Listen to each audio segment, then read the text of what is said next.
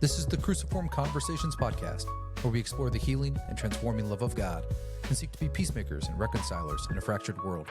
I'm your host, Greg Arthur. To find out more and engage in the conversation, make sure you subscribe to the Cruciform Reflection Substack at drgregarthur.substack.com. Well, welcome to the Future of Faith podcast. My name is Greg Arthur. I'm part of the team here at Future of Faith. In this season of the podcast, we are listening with great curiosity to stories of faith leaders from across the diverse and beautiful body of Christ. We want to learn, hey, what's God doing in the world and how are people pursuing their faith? And especially how might we cultivate the practice of sacred listening in our own lives and communities. And today, my guest is Nick Benoit. Nick, thanks for joining us. We're really glad to have you. It's my pleasure. My pleasure. So Nick is the creative director for Wonder Hunt. It's a nonprofit that tells great stories and gives them away for free, which is a radical concept, really. No, they really do create incredible videos that provoke people to pause, that get curious, start looking for things that help us live lives of beauty, richness, and meaning. Nick's been a performer, writer, and director for more than 15 years, leading artistic projects, filmmaking, live performance, storytelling. His work's been seen by hundreds of thousands of people around the world. And before Wonder Hunt, he was the creative director at Willow Creek Community Church for 6 years and doing artistic expressions there as well.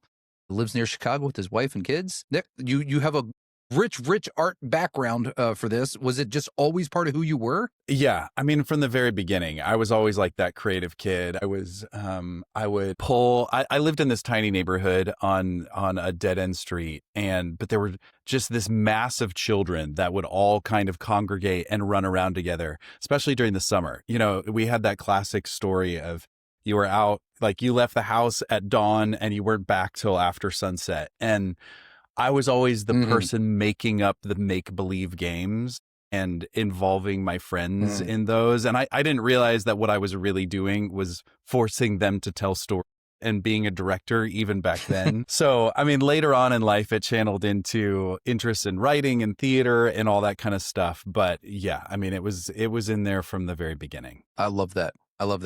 Well, one of the ways we're trying to get to know people as we chat with them this season is to discover what you're listening to. Right. So I'm going to give you a scenario. So you're feeling good. You're cruising down the road. Maybe you're on the way to a video shoot. Maybe you're on the way to one of your many activities of your children, but you're feeling good. It's the beautiful fall weather in Chicagoland. What's playing on the car speakers that is lifting your soul? Yeah. I mean, I am very eclectic in my music tastes. And I'm not ashamed to admit that, I love pop music. Like, if I've got the windows down and, the wind blowing in the hair that I don't have, I just love to crank pop. All right. But when I'm really feeling it, when I want all the feels, there's this artist, Sleeping at Last, that I love. It is the most, it's the music makes me have all the feels and the lyrics make me think a lot. So much of my work, honestly, has been for years inspired. It comes about by listening to some of those albums. It's my go-to. That's great. I don't think I know them. So I will throw them onto my car today as I'm driving around. Yes. I'm willing to feel the feels. Yeah. What do you have a podcast that lives in your AirPods? So many. That's regularly part of your life? So the standards that I always go to are This American Life and Radiolab. I think their storytelling is so good. I love This American Life for just this slice of life stuff. And then Radiolab for this curiosity about the natural world. And then they relate it to life. It's just so well done. But the one that my friend recently turned me on to, have you heard of a podcast called Proxy? Proxy? No, I haven't. It pairs up a person with a particular problem. Either they're in a relational battle or they're in a strange season and they feel kind of unique. They don't know anyone else in their life who's dealing with some of the same things. And they pair them up with a proxy, a person that they can ask questions to, who has either been in a similar situation or is an expert in the area that they're curious about or struggling with. That is really fascinating. And basically, it's no holds barred. Any question is on the table. And my friend just turned me onto it. And then I just kind of gone down the rabbit hole because it's, talk about listening. Yeah. Curiosity and listening. It feels like those are the two themes of the entire podcast. And it just takes people that we would never rub shoulders with necessarily, asking some of life's deepest questions. And it's like, Mm. I don't know. It's really good. It's really interesting. Oh, that does hit the theme of what we're doing really well. Yes. Great lead in. You're a professional at all of this. That's amazing. So tell us about a little bit of just from the childhood of creativity. Tell us your actual journey into producing films and media for ministry. Like, how did that end up being the journey and the destination? Yeah, in some ways it's the most obvious thing in the world, and yet it wasn't obvious to me as I was trying to figure out what that journey would look like. So, like I said, grew up this creative kid, loved anything having to do with art and storytelling. And in the summer between middle school and high school, had that classic story where I, went to summer camp with my church. And I'd been a believer for a while, but I had that moment where I felt like a supernatural call into ministry. And so if you had asked me during my whole high school and even early college, if you knew me, you knew that the plan was I was going to be a pastor. And I think the problem was I had a pretty narrow definition of what that would look like. And so, I thought it was weddings and funerals and preaching and counseling and all those kinds of things. And honestly, so many of those things, the more I learned about myself, the more I realized a lot of those things actually just don't come naturally to me. They're not life-giving to me. And so I'm like, how do I take this church that I love and this vocation I think I've been called to, and yet all the stuff that I like to do is creative and storytelling. And it's almost embarrassing how long it took me to put those things together. I went to college as a Christian ministries major, and I started out my first semester or two in these theology courses with all these other men and women who were training to be pastors. And after class, they would all want to go to the coffee shop and like debate theology and things. And I'm like, I don't want to do that. And I would have been in the coffee shop, so I understand. I would have been in the coffee shop. I would have been there, right? Yeah. Like the more that I looked around the tables I was sitting at, I was like, these aren't my people. I was spending all of my spare time in the theater building and in the art building. Those were my people. So I had this freak out moment, longer than a moment, I guess, where I dropped my major and became a communications major because it was the closest thing I saw to theater and storytelling. But I had this crisis of faith at the same time because I felt like I was turning my back on the thing God had called me to do. Wow. Therefore, I felt like I was turning my back on God. And there was about 6 or 7 years there during the rest of college and even post-college where I was pursuing this career in theater and storytelling and film and all that kind of stuff, and was the most unhappy I'd ever been. And I was so confused because it was this thing that used to bring me joy, and it wasn't enough joy. And I ended up having one of those come to Jesus moments where I ended up on my face in my bedroom just going, everything I've tried has failed. God, what in the world do you want of me? And no audible voices or anything, but that like very clear impression of, I already told you what I wanted. And I said, yeah, you called me into ministry to be something different than you made me. And he said, I called you into ministry, but I didn't do that second part.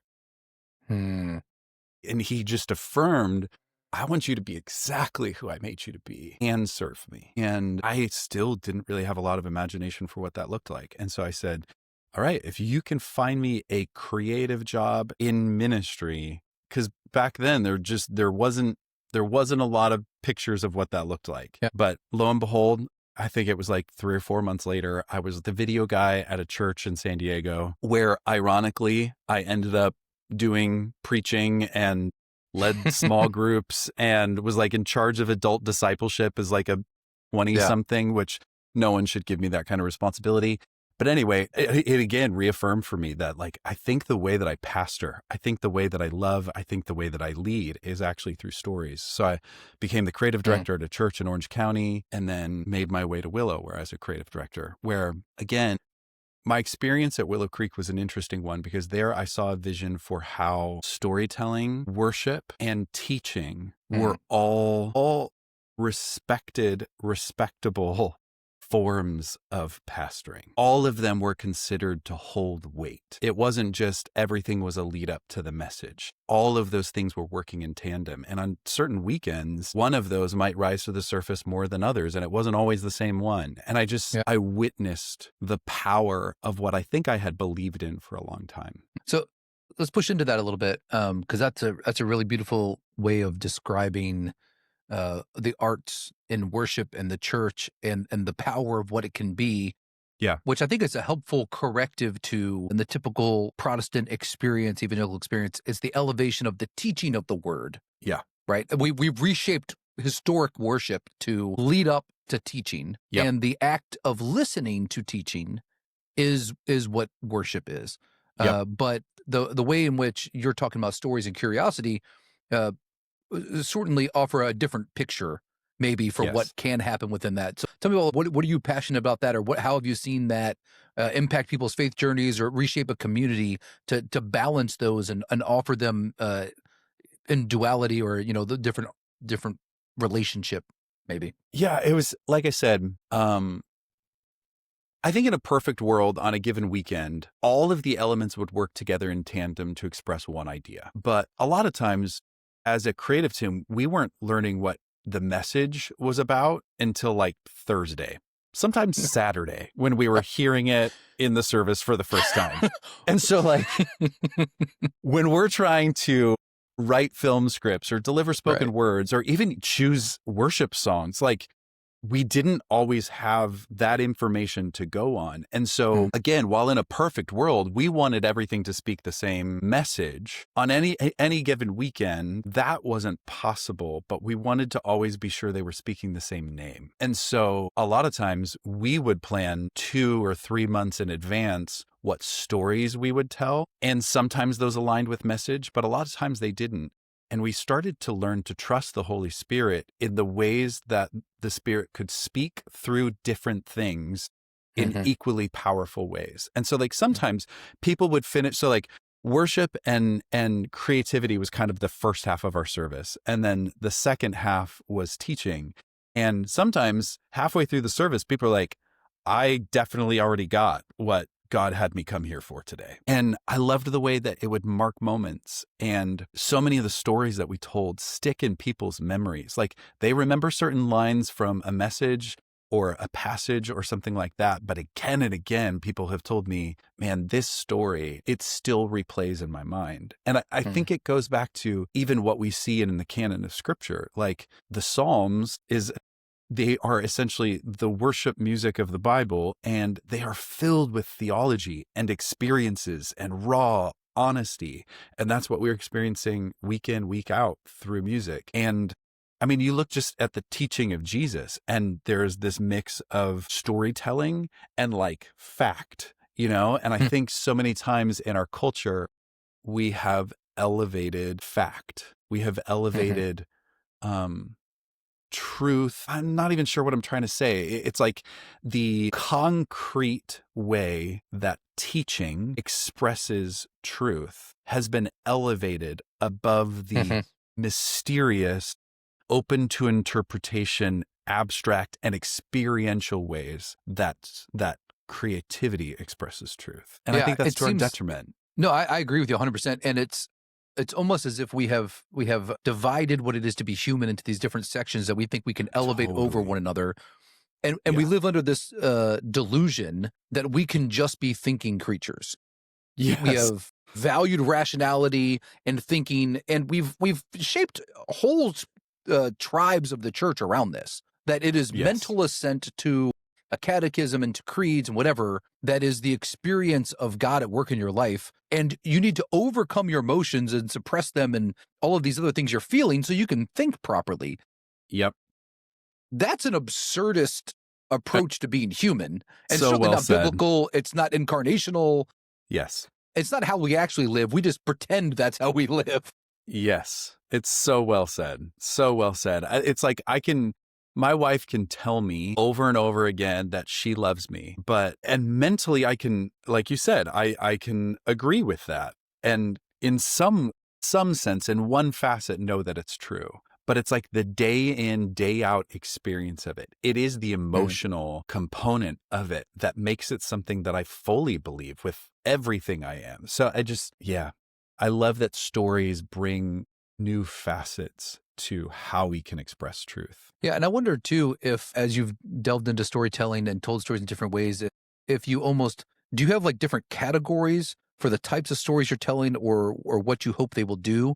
Like one of the things in reading the parables that it seems to me like Jesus had different approaches to storytelling, and quite often it was, I'm going to give you an everyday scenario that you would just relate to. It's simple, it's straightforward, Mm-hmm. and then there's the switch where here's the unexpected part that captures your attention. Sometimes Jesus uses stories where it's people caught in the midst of an antagonism or ideology or whatever, this barrier they can't see beyond, and he sort of just drops grenades, like just stories that are grenades to like Yes. blow up the story, and then he just walks away. He doesn't explain Exactly. it.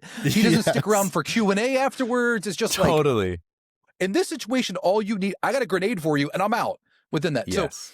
So tell me about your approach to storytelling. Do you have these categories? How do you see them working in those ways? It is both the things. I mean, like you have just described exactly how I feel, because I think sometimes stories can be this like gentle guide where it like gives you a few handholds you understand to help you like grab onto something that you don't quite understand yet.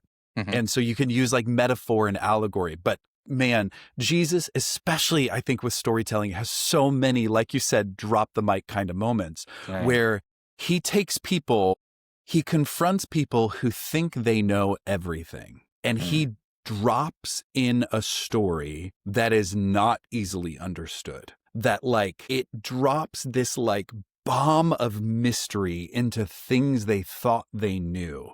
And if they'll let it, it will turn their thinking upside down. But like so many of the stories that Jesus told, like you said, he doesn't explain them. And that's what I love about stories is like we treat so many stories as entertainment now. But the thing is, like, especially when Jesus was telling stories, when a rabbi would start telling a story, the implicit instruction was to lean forward and to begin asking. He's telling a story for a reason. There's a mystery in here for me to uncover. There's treasure to dig up here.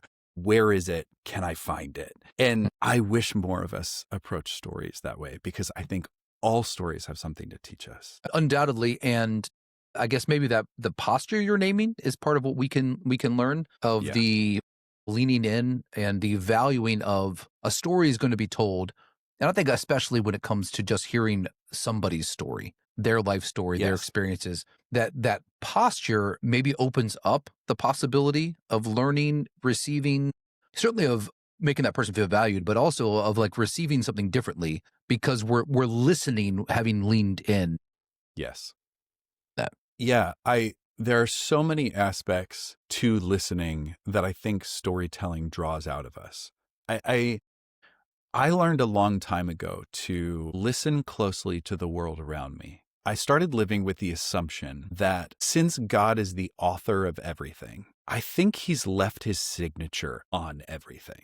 Therefore, if you dig one layer deeper on any object, any circumstance, any human, I think you're going to find God there. It has taught me to listen to my life, to listen to the world around me, and to listen to others with so much more curiosity, because I'm constantly asking the question, like, God, you're in here somewhere. And even if you're not a storyteller, even if I have the job of I always have to have new ideas. And so very naturally, I have to constantly be listening and trying to find those ideas. But even if you're just a human existing in the world, we are constantly engaging with things and situations, but especially with people who have the Imago Dei on them, who are the very image of God. And I think it's up to us to lean in and listen and try to find it, especially at those moments when it's least visible to us. But like that's the start of any story for me. But then I think also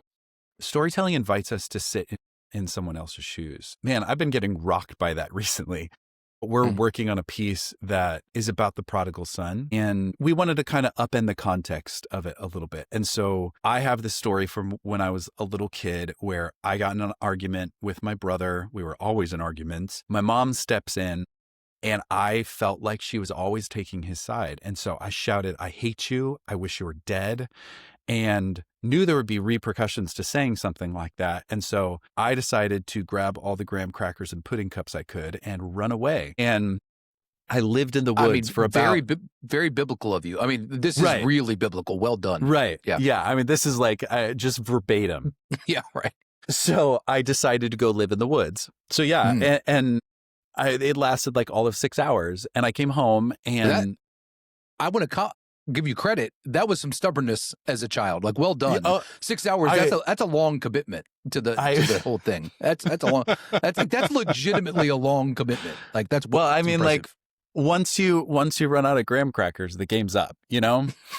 Anyway, so I came home and the family's already seated at dinner, and my place was set. Like there was just this welcome back and this expectation and knowledge of where I belonged. And I've told this story before. It's always meant a lot to me. And I was like, hey, I think we should make a film about this. And one of our team members kind of pushed me and said, like, hey, what if we expanded a little bit more? Like, what if we actually turned it into 3 stories and you told a story from each of the perspectives? Oh. And all along, like I said, this has been my story. I know it from my standpoint. And I've spent the last couple months putting dialogue and thoughts and intentions into the character who's sort of based on my brother and into the character that's sort of based on my mom. And it has wrecked me and rocked me and helped me to see outside myself the story that I thought was mine. Yeah. Suddenly I'm looking at it from completely different angles. And it has been so eye-opening to me. And so like, I personally know the experience and the power of listening to someone else's story through literally having to create one. And I want us all to step into that possibility. Yeah. Because when we listen to another person's story, when we listen to any other story, it gives us access to the experience of another person that a lot of times we can't listen to what they say until we care. And I think stories, when we listen to them, they help us care so we can listen to the rest. Wow. Thank you for that. It's incredibly powerful. And I think it absolutely resonates deeply with the creation of empathy and compassion and the way in which that is brought into the world, right? The silencing of other stories is one of the ways. I mean, there's a little war in empathy going on right now. Different, well, I've written, talked about a lot, but a big part of that has been, we don't want to hear from these other people. Don't tell me we need to. The kingdom invites us into this experience, right? Like every image we have of the church in the New Testament is this wildly diverse group of people who have no business being together, who have to cross over every possible cultural barrier, ethnic barrier, masters and the enslaved, right? People who have been exploited. And the only possible way of doing that is sitting down at the table in mutuality and exchanging stories and having, like you're saying, that curiosity and that desire to understand how they've experienced this world, but also how do they experience the grace of God in that? Yes. What did it mean for God to arrive in the life of the enslaved? What did it mean for God to arrive in the life of a woman who is now being invited into space for the first time? You know, that has the power to heal and transform a lot more than just a sermon. That's for certain. Yeah, I agree. And I think we have created this false narrative, this false story that by listening to someone, we are agreeing with them somehow, that we are aligning ourselves with them somehow. And the thing is, I don't think our faith, asks us to agree with everyone, but it does ask us to care about everyone. The way that we express that care is through listening really well. I think we'll often also find that we might agree with them on things we didn't think we did. But first, we have to engage in that listening so that we even have the opportunity to care like Jesus taught us to. So, yeah. Some of the most powerful trainings been through with different workshops and fellowship programs I ran, where one of the exercises was an story exchange where Mm. get people together and give them sort of parameters for a story to exchange of significance from their life.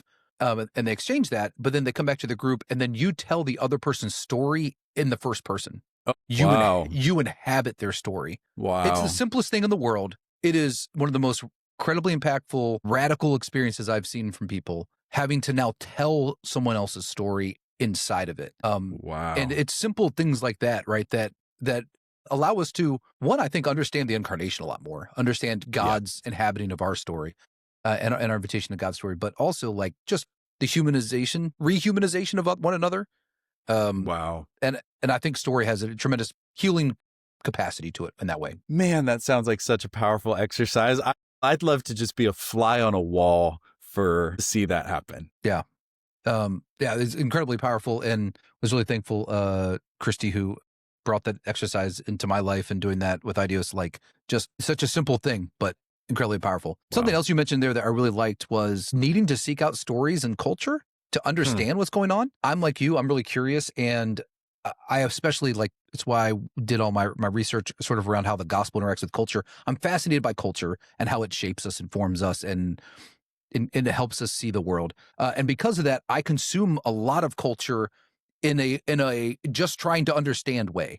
Like I'm Sure. immensely curious. I remember when, I mean, I like just lots of different music listened to, but I remember when I forget which album it was, but Kendrick Lamar dropped a new album, and Yeah. people I knew who loved hip hop were saying this is one of the most significant albums to come out in a lot of years. And I was like, great, I'm gonna go listen to it. And I remember for like about a week, I played it frequently because I was just trying to absorb and understand. Even though Yep. culturally I was separated from it, whatever, I just felt this urge of like, same thing with film and TV shows. Like, what's happening here that's significant for people? So what about you? Where do you chase stories? Where does your curiosity lead you to understand?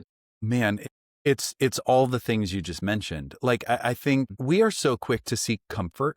We are so quick to seek routine and normalcy. Like we kind of just want the whole world to stop so that we can get a handle on it. But I think Okay. often we're at our best when we're a little bit off kilter. And the thing that Mm, does that, the thing that keeps us on our toes is when we stay really curious. And so I mean, I have practices, I think, in my life that keep me pretty grounded, spiritual practices and those kinds of things. But on almost every other front, I want to keep myself a little off kilter. I want to listen to different kinds of mm, music. I want to read different kinds of books. I want to be challenged and provoked. I mean, like, don't get me wrong. Sometimes I literally just want to go on vacation and read a novel that means nothing, like just right. total beach read. Yeah. But Right. like the rest of the time, it's like I want to dig into philosophy over here and I want to read this book on neuroscience and anxiety and distraction and microbiology. And like and again, I think it's been the thing that has brought that out in me is living with the assumption that everything speaks the name of Jesus. And if I'll dig just a little bit deeper. And so I want to see him everywhere. Like I Mm, want to see him in your story. I want to see him in my story. I want to see him in the story that our bodies tell us in biology. I want to see him in sociology and the way that cultures are mm, interacting with one another. Like I want to see that story written everywhere. mm. So all the influences, bring them on. Yes. I think you and I could probably just have a whole 4 or 5 separate conversations about like, well, here are the 20 things I read this year that I was just Totally. curious about. Well, that'll be a different podcast series of Nick and Greg are curious about things, right? And Yeah, we'll exactly. talk through some of that. So you guys make these really, really beautiful stories, these videos that you give out for free for the church to use. What's how do you envision, how do you dream about those resources serving the Yeah, there's kind of two fronts that we're trying to operate on. One, we want to resource the church. We love the church. Most of us who are a part of Wonder Hunt have worked full time in ministry. We know what that grind is like. We know, we know for those creative folks how hard it is to constantly be generating ideas. And we Mhm. also know for those people who don't have any creative folks on their team that there's still this desire to have infusions of a different form of truth telling. And so we want to resource the church. That's why we give everything away for free, because We used to work at really well-resourced churches, and we would regularly get calls of like, hey, could we use that film? And we would give everything away that we possibly could, but so many things were like tucked behind licensing deals and all these kinds of like red tape, copyright kind of stuff. And we just said, what if we could, one, not just be doing this for one church, but what if we could do it for all the churches? And what if we could cut out all that red tape? And so our goal is that churches would use our films, and a lot of them are going to use it to set up a message or something like that. But the goal at the heart of it is that through storytelling, people would recognize and experience an aspect of God in a new way. Like we've heard from people who are like, hey, I've heard a million times that God loves me, but I watched this film and I felt it. And like, that's a different form of knowing. And we want to give that gift. And so we want to resource churches in that way. But then also like for individuals, we want to be there for them too. People who are exploring their faith or who are not persons of faith whatsoever, but they're coming with questions and they want to experience God in, maybe they're not ready to step foot inside a church, but they're curious about stories like Jesus told, stories that paint these expansive pictures of God's character and his kingdom. We want to invite people into the gospel through stories. My church, we've used a number of the films in different ways. So I'll share a story with you. Just, I think it'll be a blessing back to you. This summer we were just doing this summer. It's different, less people are there. We had a week or two. We're like, oh, every musician's on vacation. I guess we'll do things other than sing this week. I think you can have worship without singing. Anyways, but we had several weeks where we used the films and we used them and then had like a time of reflection afterwards for people. So literally just set it up, showed it. And then we're a smaller congregation, so people can get up and talk. But we literally just invited people to come up and offer reflections and or a prayer response to the film. Wow. And just to name what did you receive? Where was God speaking to you? What was happening within it? And it's the one film, it's the one where you drink orange juice in the pancake house. Is it called orange juice? Yeah, orange it's called juice, orange right? juice. Okay, we keep it pretty simple. Right, orange juice. I really like when something is named, it tells you what it is, right? The orange juice one. And had shown it, and we were inviting people up to just sort of offer prayerful reflections on where they'd been living in scarcity or where God was providing abundance. This is a joyful reflection. My friend John gets up to share, and John is a widower and had been sort of isolated in life for a number of years, caretaking for his wife who was ill. And after she had passed, he had found our community and had gotten married and had gone through this real change in his life. And he got up and he just offered this commentary about how his cup of orange juice had just been empty for a long time, and God refilled his cup. And that was his prayer. God refilled my orange juice. And it was this deeply meaningful thing for us as a congregation to like hear this testimony of abundance. And it's become like a meme in our culture, right? Of like, I got another cup of orange juice. God has shown up and done that. So anyways, as a story creator, I just wanted to share that with you because I hope that would that means the world. And again, like, I think sometimes these metaphors that come through stories give people common language. Like, we're about to release this whole project called Rodeo, and it is 3 episodes, each focused on a different rodeo event. And each one is a metaphor for a different challenge in mental health. When people are struggling with anxiety, depression, compulsive behaviors, like all of these kinds of things, even trying to find language to explain that to someone else, even like if you're asking for a prayer request or you're asking for help, or you're just trying to like invite a friend into your world, finding common language for those things is so challenging. And our hope is that through metaphors, through pictures, through things like orange juice and bull riding, that we can create common language that become those memes or just like common ground for people. The story you just told is exactly why we do this. Well, thanks be to God, and thank you for the work you're doing, because I've seen the power of it firsthand, and I know that is one little slice of people who are engaging with your stories and finding that God's in them. Christ is in all of it, and there's something to discover for it. So if people want to connect with your work, where do they find you and what can they expect? Yes, we are at wonderhunt.co. You can visit there. You can see our whole film library, and you can actually search it by passage, by topic, by theme, all of those kinds of things.